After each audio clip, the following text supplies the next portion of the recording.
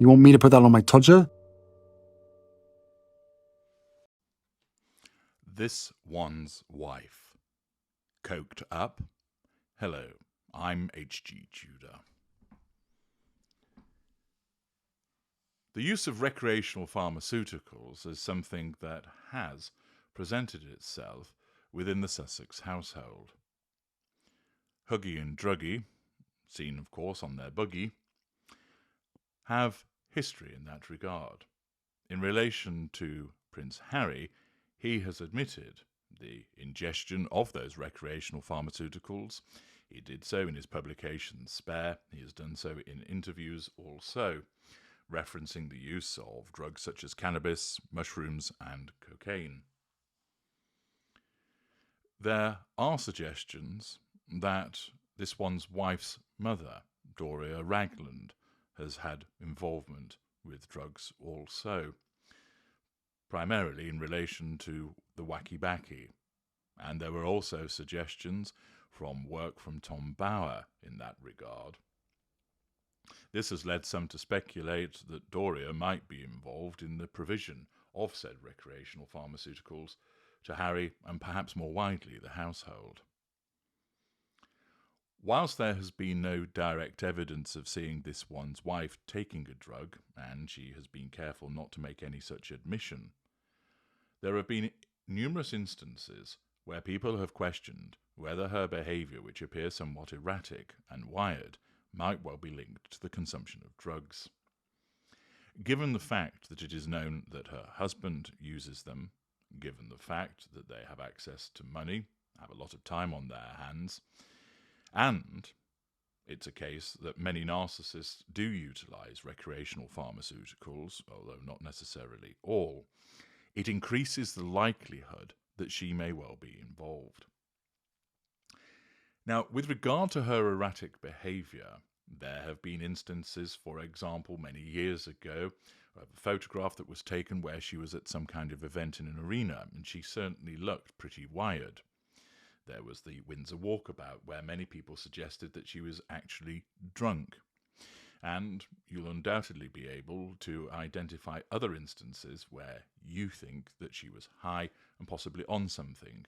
For instance, the recent video that she placed on Instagram, where she was banging on about her supposed good works with regard to obtaining Billie Eilish merchandise, people again opined that she may well have been off her face. There are 3 potential explanations for the erratic behaviour that you witness. And I'm going to take you through them before we examine an instance where, once again, her behaviour justifies scrutiny. This one's wife is a narcissist. This means that as part of the prime aims, she needs fuel. Fuel is hugely important to the narcissist, and if you'd like to understand why, please read my book of that name. Fuel is the lifeblood of the narcissist. It powers the narcissist, as the name would suggest. It glues the construct together. Fuel is obtained from the emotional responses of people that are occasioned by the presence and actions of the narcissist. So, for example, if you say "I love you" to a narcissist, you give the narcissist pure positive fuel. If you say to the narcissist, "I hate you, you're an awful human being," you are providing negative fuel. If you make the narcissist a cup of tea, you're providing pure positive fuel. If you go, "Ooh, ah, give it to me, baby," whilst engaging in playing hide the sausage with the narcissist, you're providing pure positive fuel. If you are crying because the narcissist has just ended the relationship, you're providing pure negative fuel, and so on.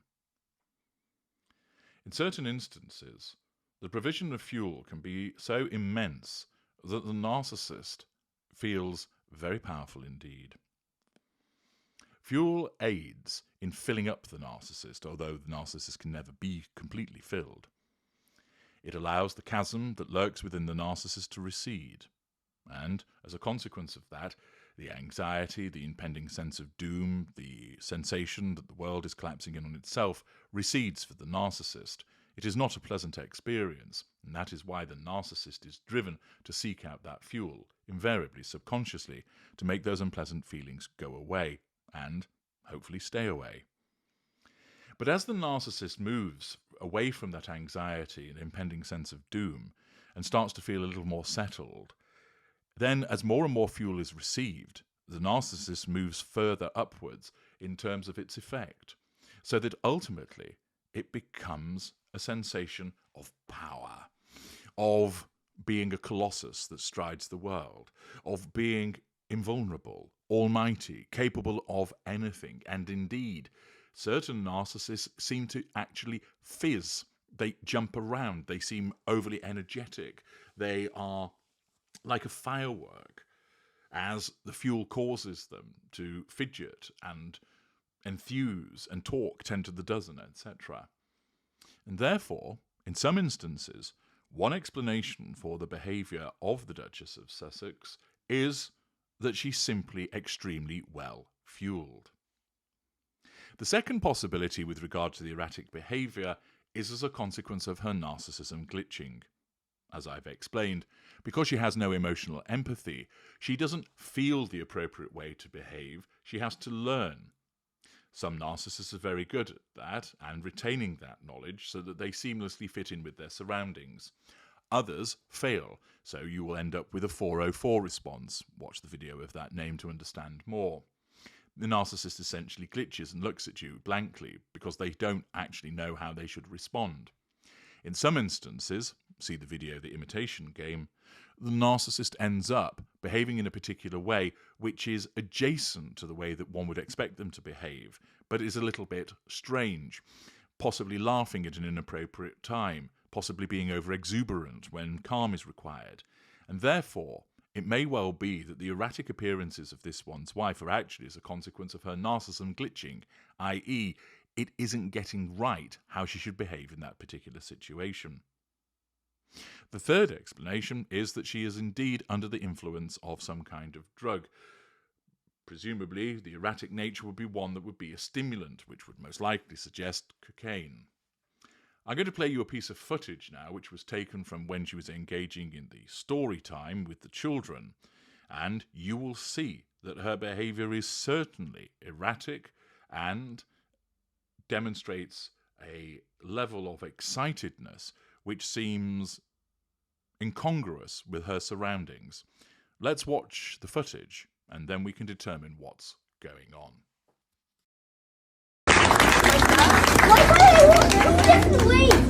Two different ways? They put one night in, one night in. One night in, one night in.